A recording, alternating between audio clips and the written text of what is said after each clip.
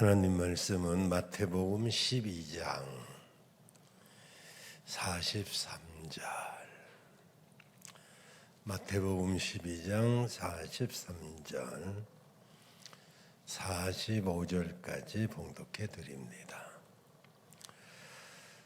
더러운 귀신이 사람에게서 나갔을 때에 물 없는 곳으로 다니며 시기를 구하되 얻지 못하고 이에 이르되 내가 나온 내 집으로 돌아가리라 하고 와 보니 그 집이 비고 청소되고 수리되었거늘 이에 가서 저보다 더 악한 귀신 7을 데리고 들어가서 거하니 그 사람의 나중 형편이 전보다 더욱 심하게 되느니라. 이 악한 세대가 또한 이렇게 되리라. 아멘. 12월 첫날 첫 수요 예배에 오신 여러분을 축복합니다. 12월 한 달 승리하시고 12월 행복하게 잘 마무리하시기를 바랍니다. 오늘 우리가 읽은 본문 말씀은 우리네 인생을 집에다 비유하고 있습니다. 우리 인생이 집인데 그 집에 누가 주인이냐에 따라서 그의 삶이 완전히 달라진다는 것을 보여줍니다. 예수님의 말씀은 이렇습니다. 한 집에 더러운 귀신이 그 사람에게서 나갔는데 물이 없는 곳을 찾아서 여기저기 다니다가 머물 곳을 구했지만은 머물 만한 마땅한 곳을 발견하지 못했습니다. 그래서 그가 생각하기를 처음 살던 그 집으로 돌아가면 어떨까 그런 생각을 하고 처음 나왔던 집으로 돌아갔더니 집은 깨끗하게 청소되어 있었고 그리고 무너졌던 모든 것들이 잘 수리가 되어 있었습니다. 그런데 이상하게도 깨끗하게 청소되었고 수리된 그 집에 주인이 없는 것입니다. 귀신이 그것을 보고 야, 너무 좋다. 그러면서 자기 동료, 자기보다 더 악한 귀신 7을 데리고 그 집에 들어가서 살게 되었다는 것입니다.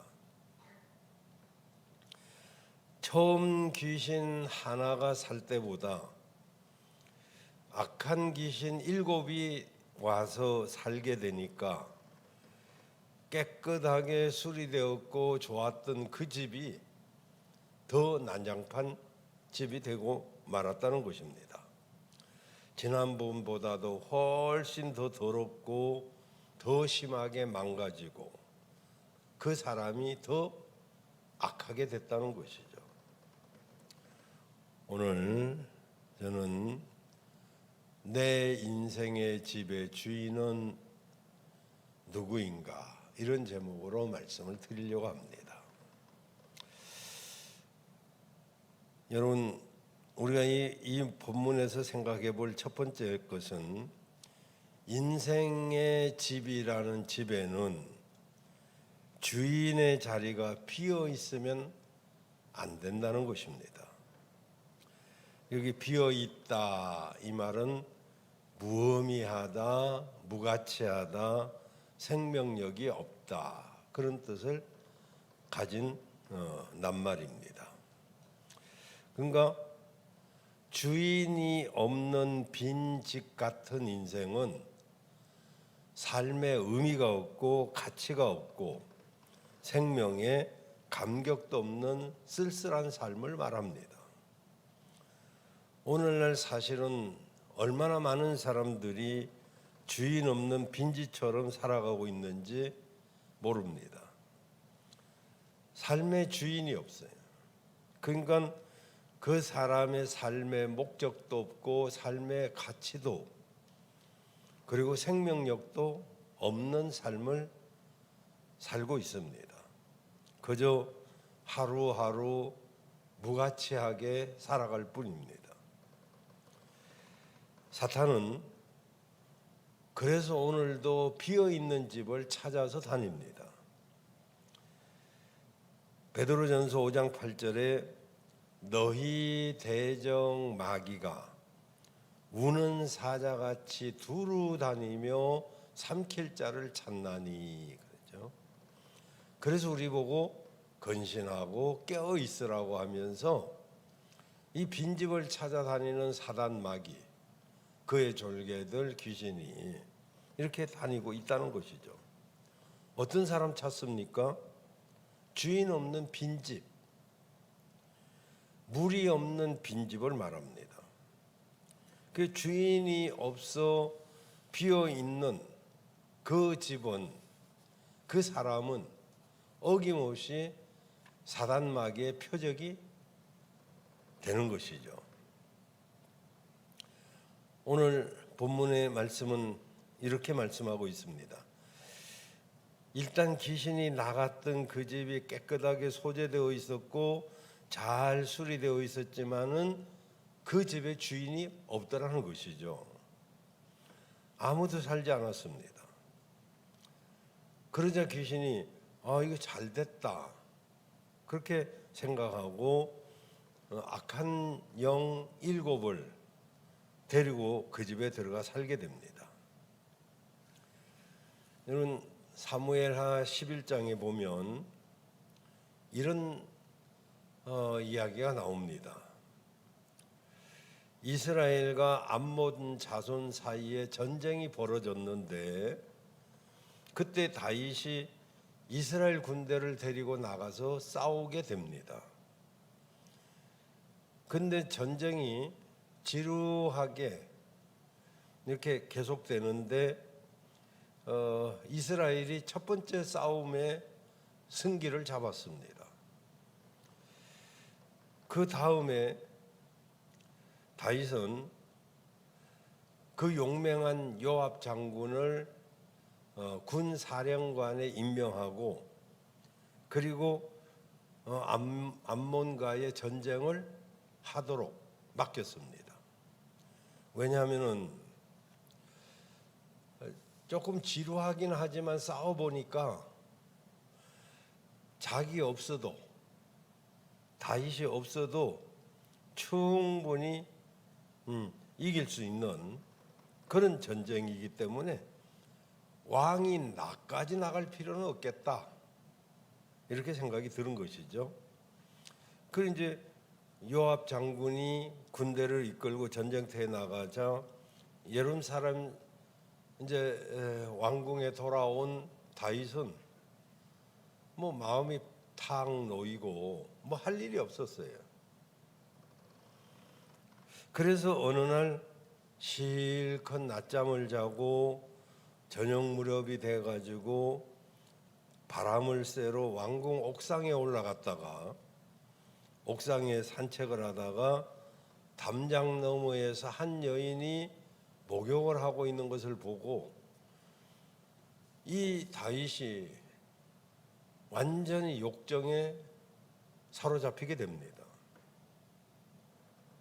그래서 이제 그 여인을 불러다가 이제 동침을 하게 되는데 알고 보니까 충성스러운 신하 우리아의 아내였습니다.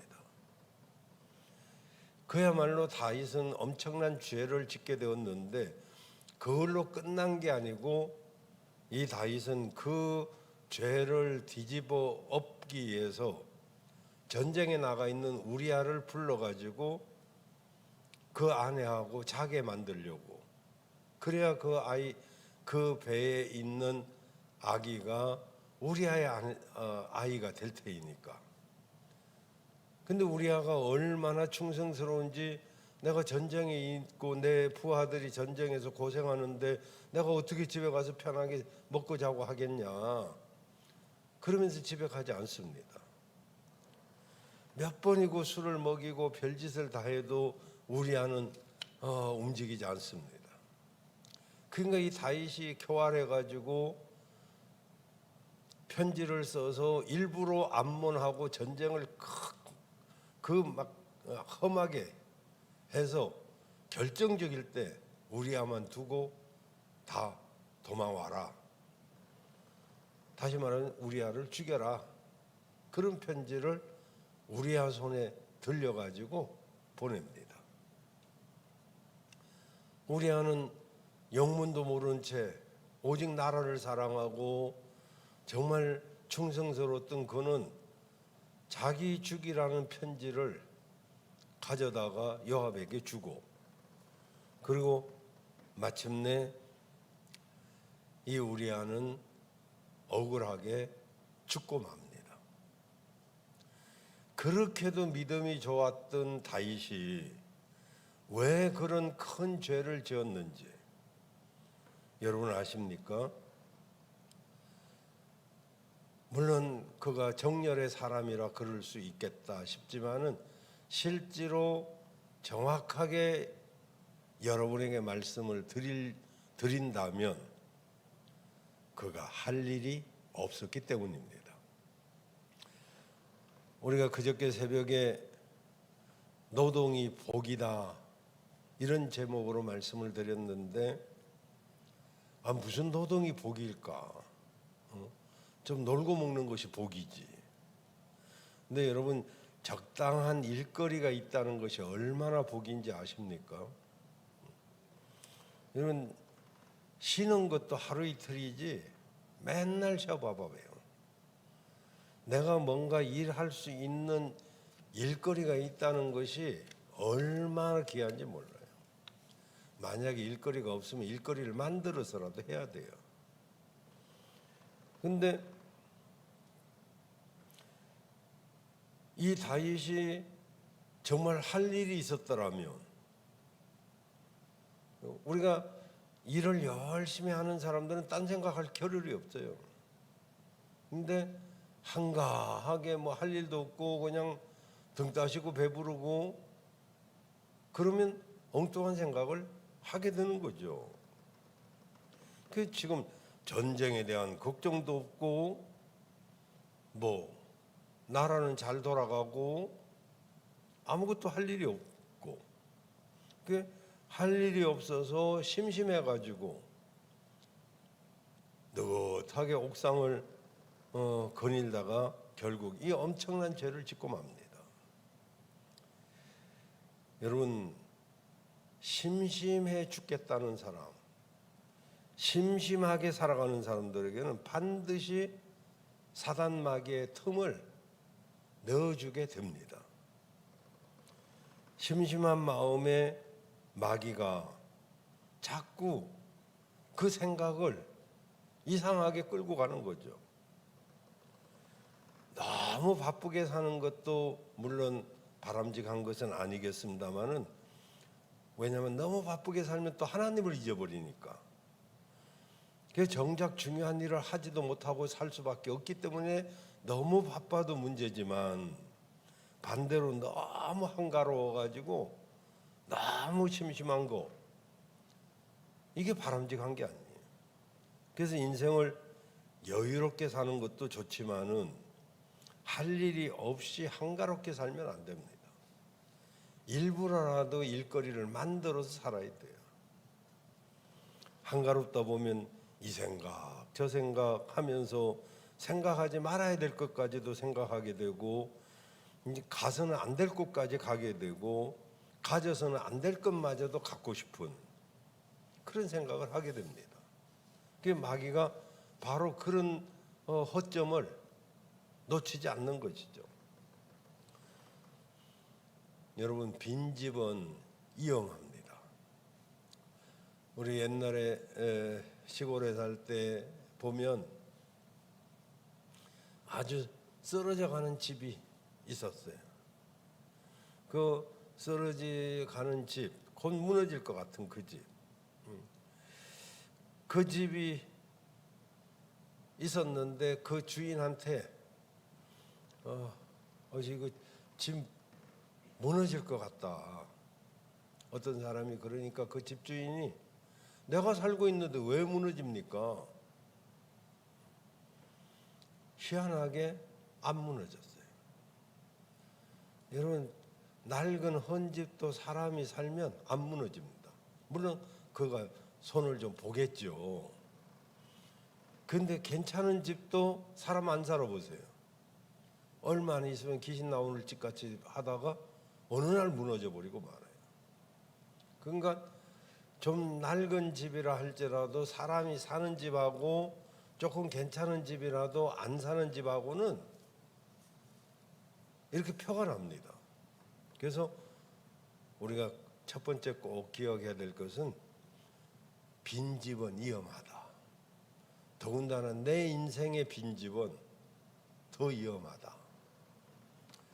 두 번째로 우리가 어떤 경우에도 사단 마귀가 귀신이 우리 인생의 주인이 되어서는 안 된다는 사실입니다. 사단에게 주인의 자리를 내놓은 사람의 모습이 어떤 것인지 여러분 잘 아시죠? 우리 주위에도 보면 이게 사단 마귀 악한 영에 사로잡혀 있는 사람들을 간혹 볼 수가 있습니다. 우리는 마가복음 5장에서도 귀신 들린 사람의 비참한 모습을 살펴보는데 마가복음 5장 3절에서 5절에 보면 이 사람이 무덤 사이에 살고 있습니다. 귀신이 들려가지고 아무나 쇠사슬로도 맬 수가 없어요. 왜냐하면 여러 번 고랑을 채우기도 하고 쇠사슬에 메어놓기도 했는데 이 귀신 들린 자는요 힘이 천하장사예요. 쇠사슬을 끊고 고랑을 깨트려 버리고 그래서 아무도 그를 붙잡아둘 힘이 없어요. 왜냐하면은 밤낮 그래서 무덤 사이에서나 산에서나 늘 소리를 지르고 좀 더 심하면 돌로 지 몸을 막 상하게 하고 이게 이제 귀신 들린 자가 하는 짓입니다. 자기 집에 살지도 못해요.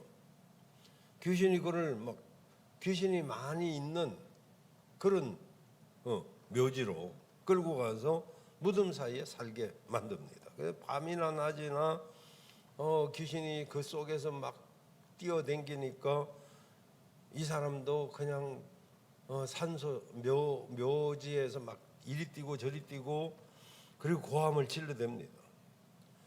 그러면 자해 행위 같은 건 너무 쉽죠. 뭐 돌로 자기 몸을 막 찢고 정신도 제정신이 아닙니다. 몸도 마음도 자기 마음대로 할 수가 없어요. 모든 것이 악한 영이 시키는 대로 하는 거죠. 오래전에 이야기지만은 여러분에게도 해드렸습니다마는 서울 장이동에서 그 아들이 아버지한테 돈을 달라고 그러니까 아버지가 이게 하는 짓이 이게 싸가지가 없으니까 돈 없다. 너한테 줄 돈은 없다. 그러니까 이놈이 아버지를 죽이고 말리는 어머니도 주고 또 형도 죽이고 그리고 마당에다 묻어가지고 이게 사람이 악해도 그렇게 악할 수 있겠어요? 그 속에 악한 영이 그를 발작시키니까 그 악한 영이 들린 사람은 사람이 해서는 안 될 짓들을 합니다. 어떻게 정말 그 정인이 같이 이쁘고 맑은 아이를 데려다가 그렇게 죽이냐 말이죠. 다른 사람이 데려다가 키우도록 내버려뒀으면 얼마나 잘 컸을 텐데. 어쨌든 이렇게 정말 악한 영이 들어가면 사람이 해서는 안 될 짓을 하게 됩니다. 여러분도 아시다시피 스승인 예수님을 은 30에 팔아버린 가룟 유다도 그렇습니다. 그가 그 마음에 사단이 주인이 되어 있을 때 그는 예수님을 팔려고 하는 악한 생각을 하게 됩니다. 요한복음 13장 2절에 보면 이렇게 말합니다.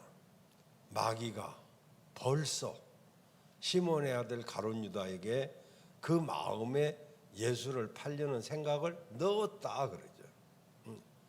자기가 평소에 하고 있던 생각이 아니고 주인이 없으니까 마귀가 가룟 유다 마음에 악한 생각을 집어넣는데 그 생각이 뭐 자기 딴에는 괜찮은 생각이었을 수도 있었을 거예요. 왜냐하면 내가 은 30에 팔아가지고 돈을 써야 되겠다 뭐 이런 생각을 했는지 아니면 돈에 대한 욕심은 혹시 없었을지라도 이렇게 막다른 골목까지 예수님을 밀어붙이면 그분의 능력을 발휘하지 않을까 뭐 이런 생각을 했는지 뭐 이건 잘 모르겠습니다만은 어쨌든 예수님을 팔려고 하는 생각을 마귀가 집어넣었는데 그 생각을 싹 받아들인 거죠.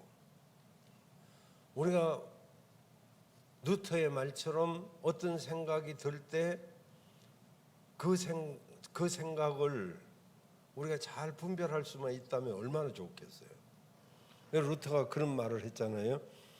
머리 위에 새가 날아다니는 것을 막을 수는 없다. 그러나 그 새가 머리에 집을 짓는 것은 막을 수 있다. 무슨 말이냐면은 나쁜 생각이 언뜻 서치는 건 막을 수가 없다는 거예요. 그러나 그것이 자리를 잡도록은 막을 수 있다는 거잖아요. 그러니까 우리가 죄성이 있으니까 순간순간 별별 생각이 들 수는 있어요. 그렇지만 그것이 자리 잡도록은 하지 말아야 되는데 가룟 유다는 그 생각을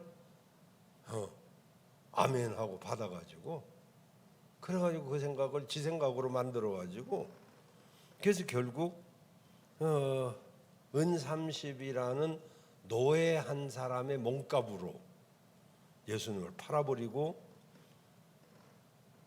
귀신의 종로로 하고 사단에게 쓰임받는 그런 사람이 되고 맙니다. 그런데 나중에 이게 잘못된 것을 알았음에도 불구하고 귀신은 그에게 회개할 기회조차도 주지 않습니다. 돈을 성전에다가 집어 던져버리고 나무에 목을 매서 자살하도록 만들어버리죠. 그리고 그 영혼을 결국 지옥으로 데리고 가버리고 말았습니다.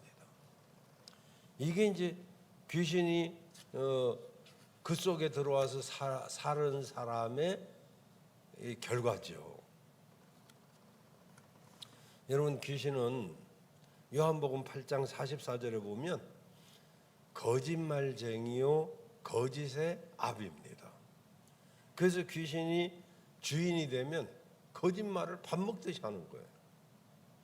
그 거짓의 아비는 귀신이 시키는 대로 거짓된 삶을 살아갑니다. 요한복음 8장 44절에 귀신은 처음부터 살인한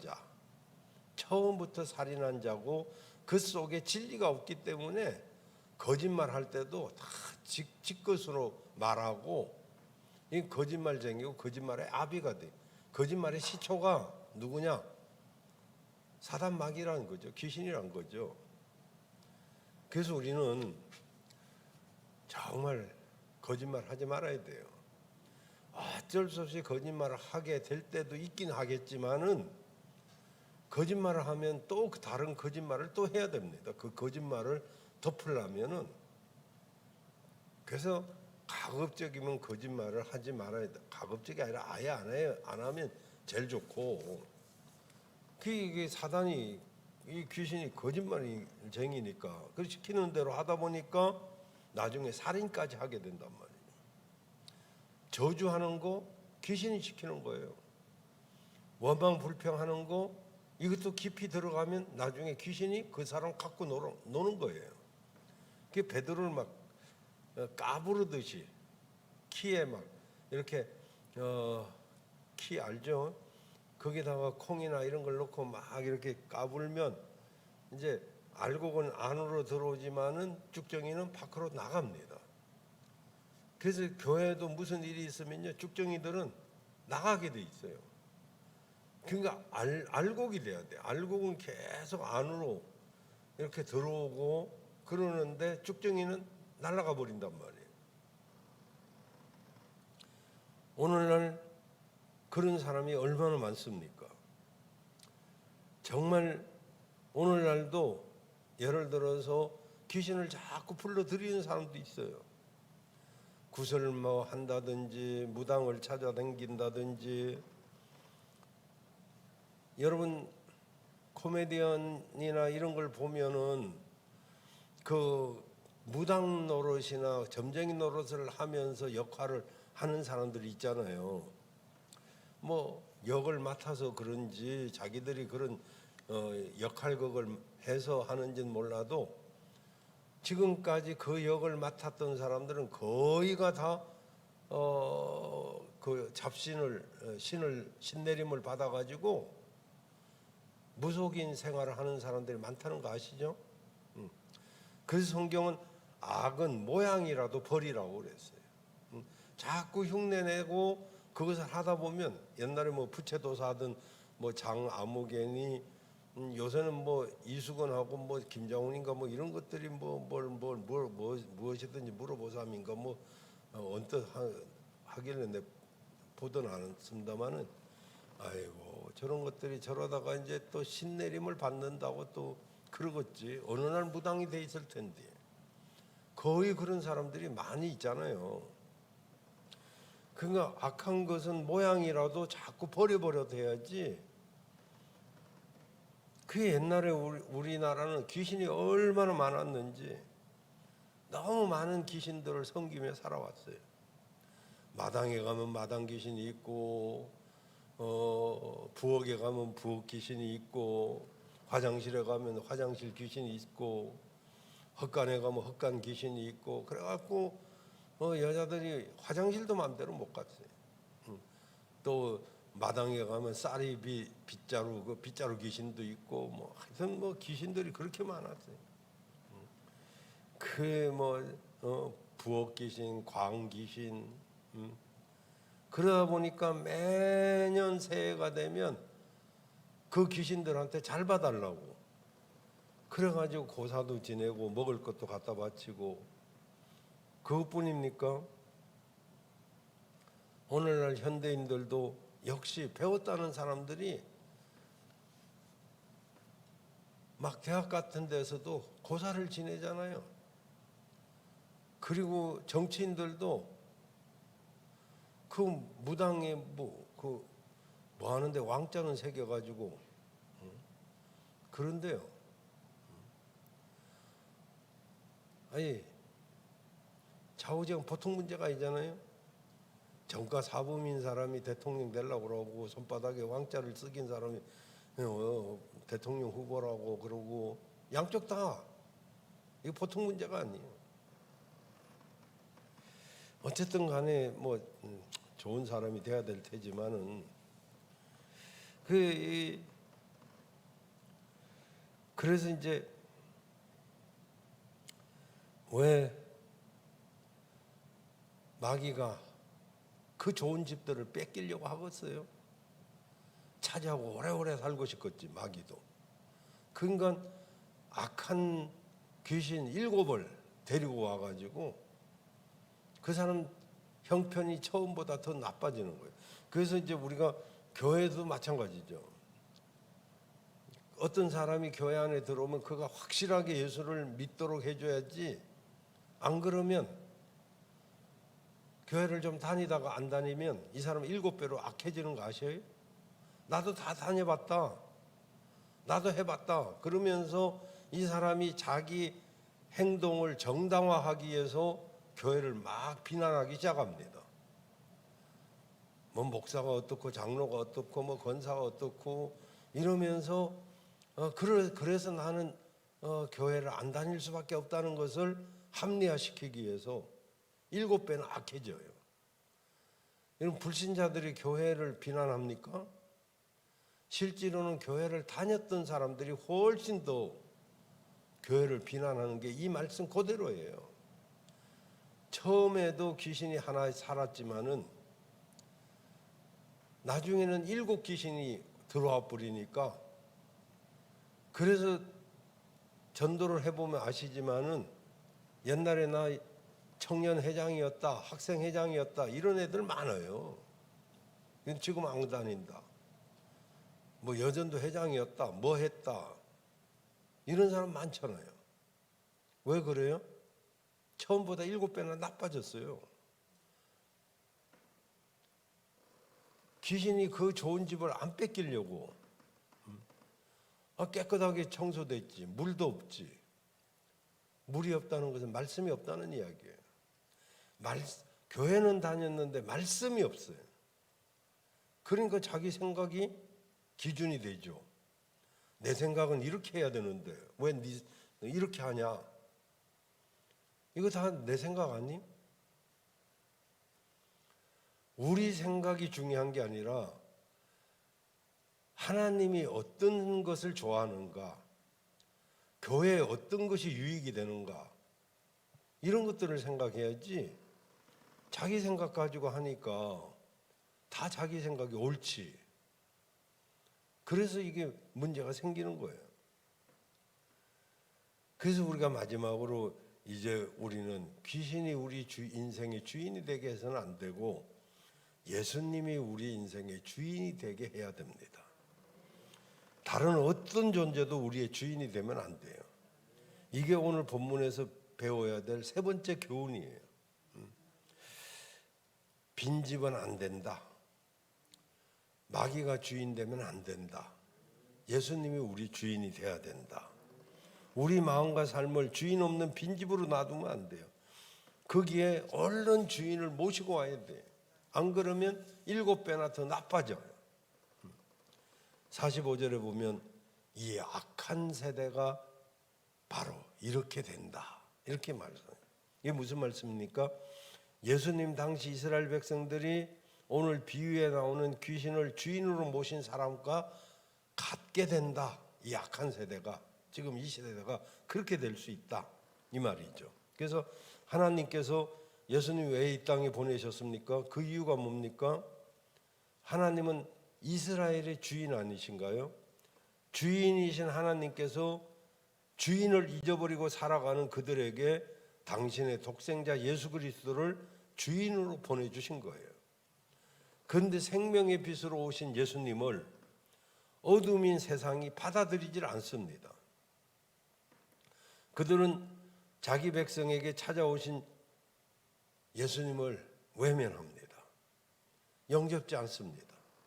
요한복음 1장 1절에서 13절까지 보면, 요한복음 1장 1절에 보면 태초에 말씀이 계셨어요. 이 말씀이 하나님과 함께 계셨고 이 말씀이 곧 하나님이셨어요.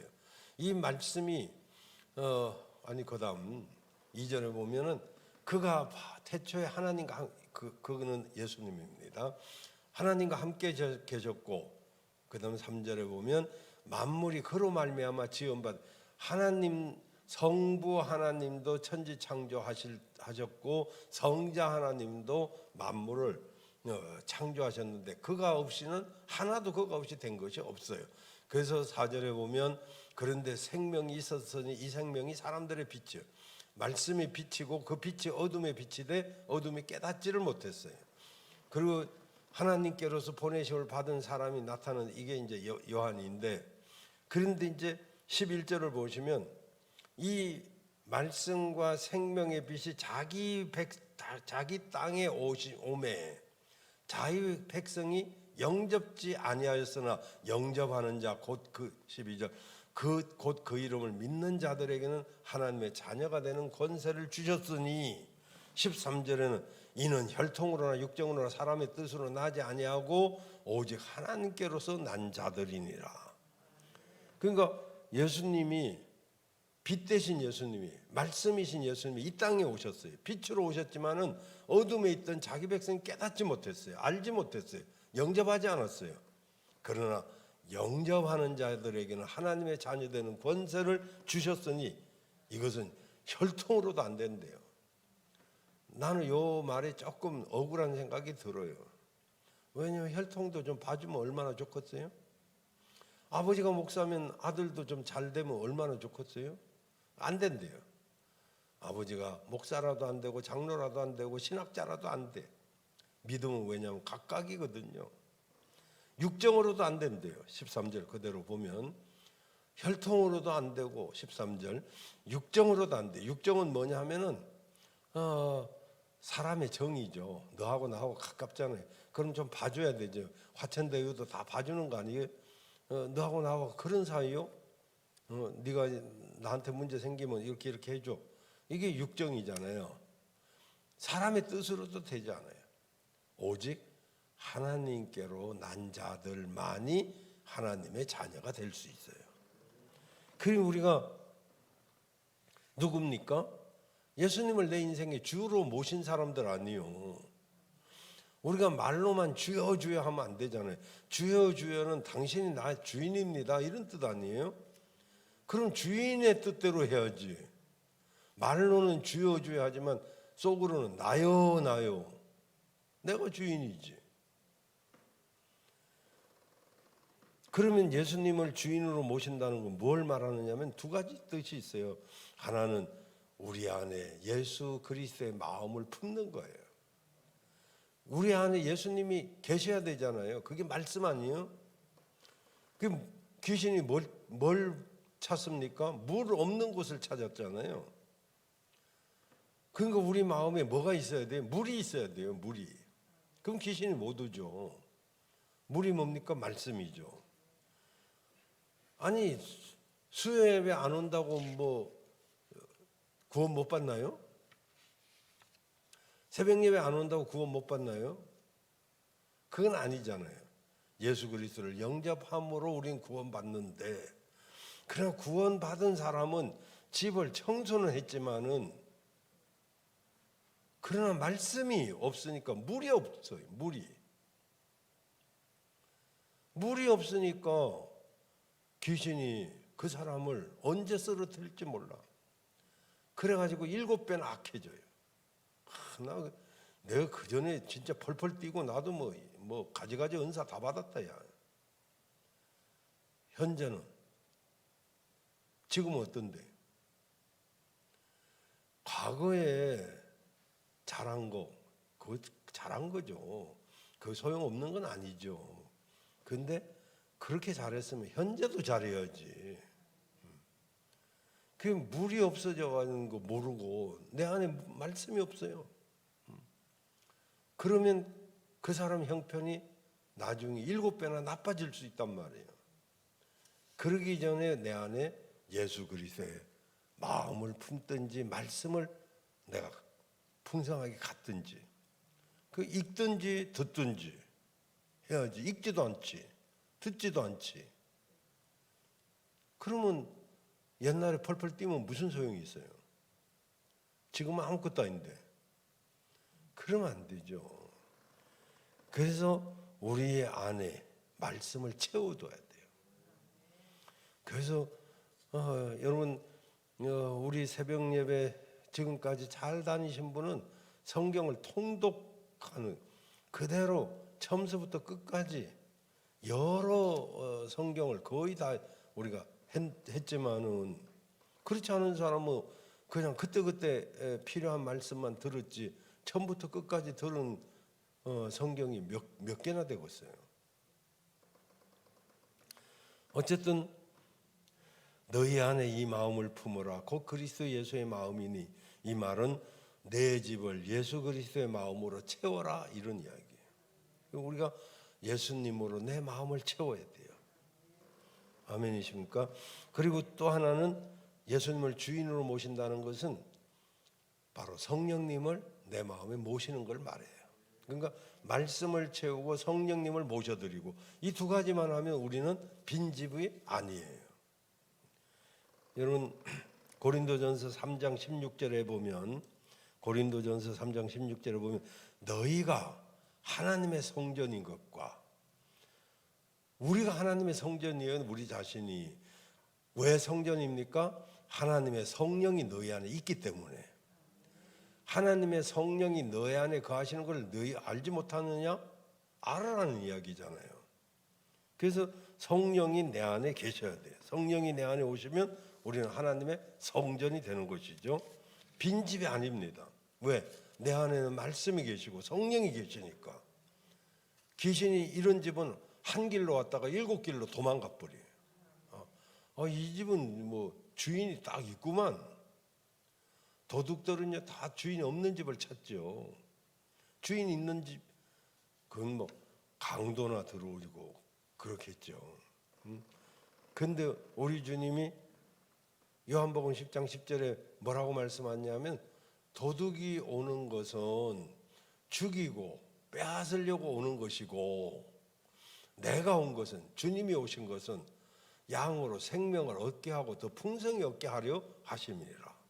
그 예수님이 오면 우리가 생명을 얻고 우리가 풍성한 삶을 살 수가 있는 거죠. 그런데 예수님이 주인이 아니면 도둑이 오게 되어 있죠. 빈집이라.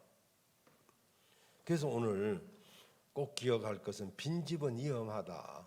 내가 회개하고 했으니까 집은 깨끗해졌을지는 몰라도 회개하면 그 다음엔 주인을 확실하게 모셔야지. 그 말씀을 모시고 성령을 모시고 이러면 우리는 생명을 얻고 풍성한 삶을 살 수가 있게 되는 것이죠. 오늘 저녁 오신 여러분 주님이 여러분을 사랑하시는 줄로 믿습니다. 오늘 이 말씀을 여러분 마음에 잘 새겨서 내가 물이 없는 집이 되면 안 되겠구나. 물이 콸콸 넘치는 말씀이 콸콸 넘치는 성령이 내 안에 역사하는 그런 사람이 되어서 귀신은 한 길로 왔다 7길로 쫓겨가는 그런 능력 있는 여러분들 되시길 바랍니다.